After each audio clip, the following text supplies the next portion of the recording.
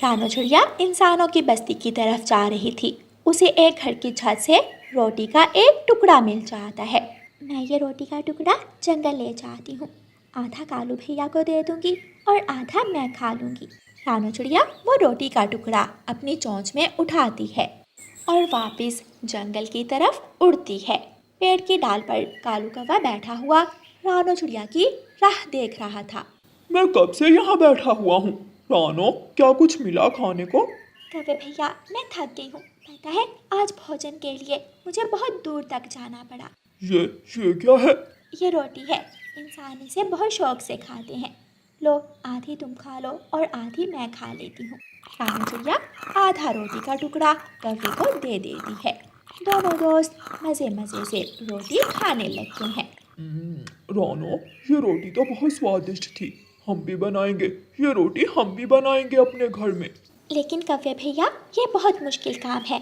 माँ बताया करती थी कि पहले दानों को पिसवाना पड़ता है और बाद में आटे को गूंथकर रोटी बनती है।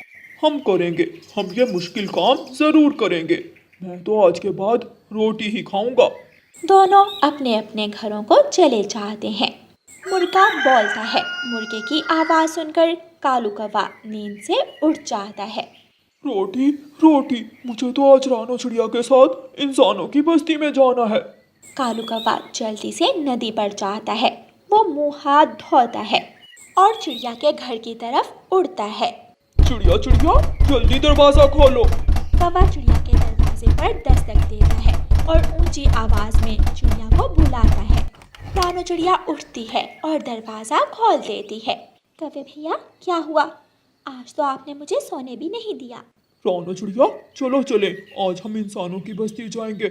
वहाँ से दाना लेंगे, आटा बनाएंगे और रोटी बनाएंगे। देख लो, अगर रास्ते में मुझे धोखा दिया तो फिर दोबारा मैं तुम्हारा विश्वास नहीं करूंगी। मैं वादा करता हूँ, मैं इस काम में तुम्हारा पूरा पूरा साथ दूंगा। कौवा और रानो चिड़िया वहाँ से उड़ते हैं। दोनों उड़ते उड़ते इंसानों की बस्ती में पहुँच जाते हैं। वो दोनों किसान की पत्नी के पास जाते हैं। माँ जी, मैं और कौवा भी रोटी बनाएंगे, लेकिन हम रोटी अपनी बनाएंगे। क्या आप हमें बता सकती हैं कि रोटी कैसे बनती है? चिड़िया रानी, सबसे पहले खेत में जाओ और खेत से गेहूं की बालियाँ इकट्ठी करो। फिर उन बालियों से दाना अलग कर लेना। दाना पिसवा कर रोटी बनेगी। चिड़िया और कौवा दोनों किसान के खेत में जाते हैं। किसान के खेत में गेहूं की बालियाँ गिरी हुई थीं। रानो चिड़िया और कालू कौवा दोनों मिलकर काम करते हैं और गेहूं की बालियाँ जमा करते हैं। बालियाँ जमा करके वो एक जगह इकट्ठी कर लेते हैं और फिर कौवा उन बालियों से दाना अलग करने लगता है। कौवा एक मोटी लाठी से बालियों को जोर जोर से मार रहा था और रानो चिड़िया बालियाँ उठा उठा कर कौवे के पास रख रही थी। मैं थक गया हूँ, मेरी सांस फूल रही है। रोटी खाना कोई आसान काम नहीं है, काम करोगे तो ही रोटी मिलेगी। वो दोनों दोस्त गेहूं की बालियों से दाना अलग करके एक थैली में डाल लेते हैं। मैं थैली उठाता हूँ और अब हम चक्की वाले इंसान के पास जाते हैं। चक्की वाला इंसान कहाँ है? मुझे तो नहीं मालूम। मुझे पता है, जब मैं चोरी करता था तो एक बार मैं चक्की वाले इंसान का दाना चोरी करने गया था। दोनों फिर से उड़ते हैं और चक्की वाले इंसान के पास पहुंच जाते हैं। इंसान इंसान, हमें इन दानों से आटा बना दो। अब ही इंतजार करना होगा, मेरे पास पहले से काम है। कौवा और चिड़िया थोड़ी दूर एक पेड़ के नीचे बैठ जाते हैं और चक्की वाला इंसान अपना काम शुरू करता है। जो भी आटा लेने आता, चक्की वाला इंसान उसके आटे में से थोड़ा आटा चोरी कर लेता और तराजू में आटे की तरफ चुंबक लगा देता। कौवा बहुत ध्यान से ये सब देख रहा था। ऐसे ही वो इंसान कौवे और चिड़िया के साथ भी करता है। आटा बन गया है, आकर ले जाएं। चिड़िया, वो इंसान सबको उल्लू बना रहा है, लेकिन मैं नहीं बनूंगा। मैं उस इंसान से अपना पूरा आटा लूंगा। चिड़िया और कौवा इंसान के पास जाते हैं। इंसान तराजू के नीचे चुंबक लगाकर आटा रखता है। देख लो, तुम्हारा आटा पूरा है। कौवा चुपके से चुंबक उतार देता है। अब पूरा करो, हमें पागल बनाने की जरूरत नहीं है। हमारा जो आटा तुमने निकाला है वो पूरा करो। हम कोई इंसान नहीं है जो इतनी आसानी से उल्लू बन जाएंगे। इंसान जी, आप इंसानों में इतना लालच क्यों होता है? हम छोटे पक्षी बहुत मुश्किल से दाना दाना जमा करके लाए थे और आपने हमें ही चूना लगा दिया। झूठ मत बोलो, मैं तो इतना आटा ही दूंगा, लेना है तो लो, वरना तुम जाओ यहाँ से, कमजोर पक्षी कहेंगे। मैं भी देखता हूँ तुम कैसे दूसरों को चूना लगाते हो। चिड़िया चलो मेरे साथ, जाओ जाओ, बहुत देखे हैं तुम्हारे जैसे। चिड़िया और कौवा वहाँ से चले जाते हैं। कौवे भैया, आपने तो थोड़ा आटा भी नहीं लिया, अब क्या करेंगे? हम कमज़ोर पक्षी उस इंसान का क्या कर सकते हैं? इन इंसानों का एक राजा होता है जिसका आदेश ये सब इंसान मानते हैं। हमें राजा जी के पास जाना होगा और राजा जी को सारी बात बताना होगी। फिर देखना राजा जी उस लालची इंसान को कैसी सजा देते हैं। कौवा और चिड़िया फिर से उड़ते हैं और इंसानों की बस्ती की एक तरफ बने राजा जी के महल की तरफ जाते हैं। महल के दरवाजे पर एक सिपाही खड़ा था। सिपाही सिपाही, हमें राजा जी से मिलना है। अपना नाम पता लिखवाओ। मेरा नाम है रानो चिड़िया और ये है मेरा दोस्त कालू कौवा। हम पहाड़ों वाले जंगल से आए हैं। सिपाही दोनों का नाम पता लिख लेता है। ठीक है, यहाँ से सीधे जाओ और कौवे ध्यान रखना, वहाँ जाकर महल में बिठना कर देना, राजा जी गुस्सा हो जाएंगे। ठीक है ठीक है। चिड़िया और कौवा राजा जी के पास पहुंच जाते हैं। राजा जी, आपकी बस्ती में जो चक्की वाला इंसान है वो सभी को आटा कम तौल कर देता है। वो जब भी आटे का वजन करता है तराजू के नीचे चुंबक लगा देता है। वो चक्की वाला लालची और झूठा इंसान है। सिपाही जल्दी जाओ और उसे पकड़कर मेरे पास लेकर आओ। सिपाही घोड़े पर जाता है और चक्की वाले इंसान को पकड़कर ले आता है। राजा जी उस लालची इंसान को जेल डाल देता है और कौवे और चिड़िया का पूरा आटा उन दोनों को दे देता है। राजा जी शुक्रिया हमारी मदद करने के लिए। चिड़िया रानी, अब जल्दी से जाकर रोटी बनाकर खाओ और अपने बच्चों को भी दो। कौवा और चिड़िया महल से निकलते हैं और सीधे चिड़िया के घर जाते हैं। चिड़िया रानी आटे में पानी मिलाकर गूंदती है और फिर रोटी बनाती है। दोनों दोस्त मिलकर गरम गरम रोटी का आनंद लेते हैं। इस बार तो कालू कौवे ने रानो चिड़िया का पूरा साथ दिया था। प्यारे दोस्तों, इस कहानी को लाइक, अपने दोस्तों के साथ शेयर और चैनल को सब्सक्राइब करना बिल्कुल मत भूलना। आपका धन्यवाद। कालू कौवा कोई काम धंधा तो करता ना था, इसलिए गोरी और कालू कौवा मांग तांग कर गुजारा करते थे। चिड़िया, बहुत गर्मी है, थोड़ी देर तुम्हारे पंखे के सामने बैठने आई हूँ। बैठ जाओ, थोड़ा आगे होकर बैठ जाओ। गोरी, कालू भैया अब जाते हैं कहीं काम पर? ना, जाना कहाँ है, 2 महीने हो गए हैं घर में ही बैठा हुआ है। गोरी, वो है ना माही चील जिसके खेत हैं, उसे एक ट्रक ड्राइवर की ज़रूरत है। मुझे कल बताया था उसने। तुम कालू से कहो कि उससे जाकर मिल ले। ट्रक तो बहुत अच्छा चला लेता है, मगर काम भी करे ना तो फिर ही है। मैं बताऊंगी जाकर। कालू, आज मैं चिड़िया के पास गई थी, उसने मुझे बताया है कि माही चील को एक ट्रक ड्राइवर की ज़रूरत है। हाँ, वो मिल गई थी मुझे रास्ते में, मैंने बता दिया है उसे। क्या बता दिया है? यही कि मैं कल से आऊँगा काम पर। कालू, काम क्या करना होगा? उसकी फसलें ट्रक पर लाद कर मंडी लेकर जाना होगी। काम तो आसान ही है। ऐसा काम बार बार नहीं मिलता, अब मिल गया है तो अच्छे से करना। तनख्वाह भी ठीक है। चील मुझे रोज की सब्जी अपने खेत से और साथ 500 रुपए भी दिया करेगी। और क्या चाहिए हमें, सब्जी के पैसे भी बच जाया करेंगे। दूसरे दिन कालू कौवा चील के पास काम करने पहुंच जाता है। कालू, ये है मेरा ट्रक, पहले मुझे चलाकर दिखाओ कि तुम ड्राइवर हो भी कि नहीं। घुमा दूंगा, मैं तुम्हारे इस ट्रक को घुमा दूंगा। कालू कौवा ट्रक में बैठता है और आगे पीछे दाएं बाएं तेजी से ट्रक को चलाने लगता है और जोर जोर की ब्रेक लगाकर कालू ट्रक की तो चीखें ही निकाल देता है।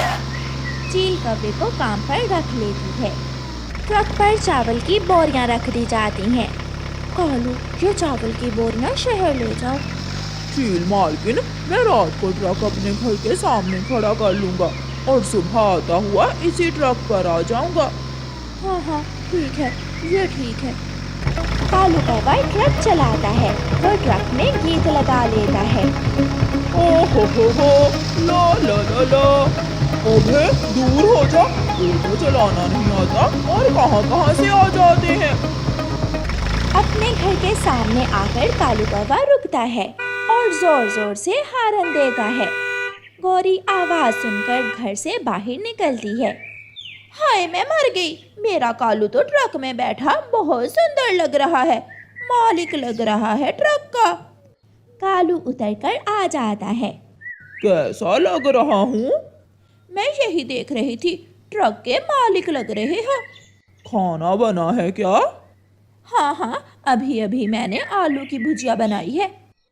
कालू घर में जाता है। गौरी उसे खाना दे देती है। कालू जी, इतनी सारी बोरियां हैं चावल की, अगर तुम इनमें से एक बोरी घर में उतार लो, चील को कौन सा पता चलेगा। गौरी, बात तो तुम्हारी ठीक है, उसे कैसे पता चलेगा? कालू कौवा खाना खाकर एक बोरी चावल की अपने घर में उतार लेता है और ट्रक लेकर वहां से चला जाता है। वो मंडी में जाकर ट्रक लगा देता है। ट्रक अनलोड हो जाता है तो कौवा वापिस हो लेता है। ऐसे कालू कौवा हर रोज जब भी चील का माल लेकर जाता तो जाते हुए रास्ते में एक दो बोरी अपने घर उतार जाता।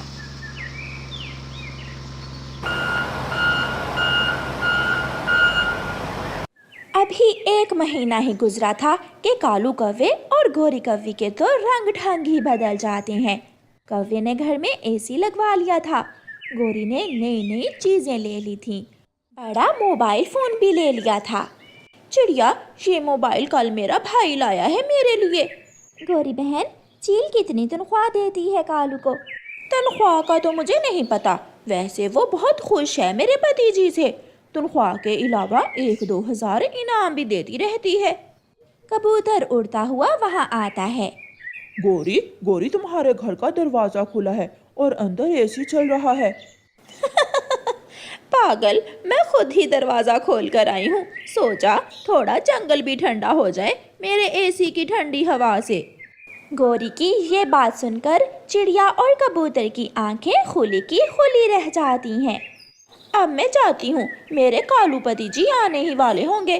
देसी मुर्गा बनाना है मैंने आज अपने पति कालू जी के लिए। गोरी चली जाती है। चंद दिनों में ही गोरी और कालू ने बहुत तरक्की कर ली है। चिड़िया, ये कालू जरूर कोई ना कोई काला धंधा करता होगा। मैं भी पूरा 1 साल ट्रक चलाता रहा हूँ, इतना पैसा कहाँ है ड्राइवरी लाइन में। बात तो ठीक है कबूतर भैया। अच्छा छोड़ो, हमें क्या, जो खाएगा गाजरे पेट में दर्द भी उसी के होगा। एक दिन कालू कौवा ट्रक अपने घर के सामने खड़ा करके 2 चावल की बोरियां उतार रहा था कि तोता उसे देख लेता है। तोता चील का मुंशी था। ये कौवे का बच्चा रास्ते में चावल उतार कर अपने घर क्यों रख रहा है? मुझे अभी जाकर मालकिन जमींदारनी को बताना होगा। तोता जल्दी जल्दी से उड़ता है। पकड़ लिया, मैंने पकड़ लिया मालकिन।